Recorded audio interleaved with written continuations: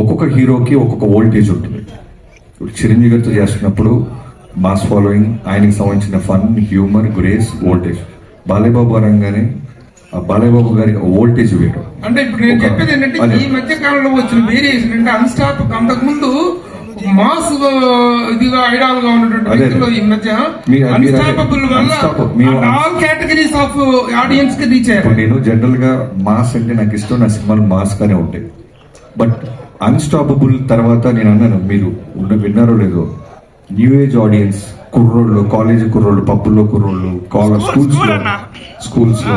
So ఆయనకి బాలయ్యబాబు గారు అంటే ఒక సూపర్ హీరో అయిపోయారు ఇప్పుడు.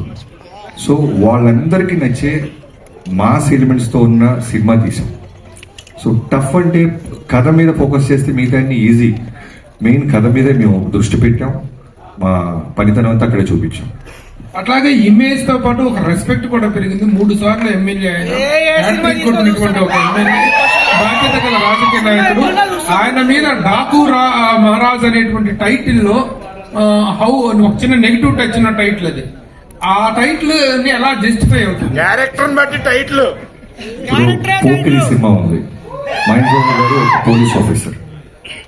అది రెస్పెక్టా మాసా అంటే మనం ఏం చెప్తాం, సినిమా చూస్తే అర్థం అవుతుంది. పోకిరి అనేవాడు ఒక పోలీస్ ఆఫీసర్ తాట తీస్తాడు. అలానే డాకు మహారాజ్ చూసిన తర్వాత ఈ సినిమాకి డాకు మహారాజ్ అని ఎందుకు పెట్టారు, వీళ్ళు ఏం చేశారు, ఏం సాధించబోతున్నారు అనేది మీకు జస్టిఫికేషన్ రీచ్ అవుతుంది.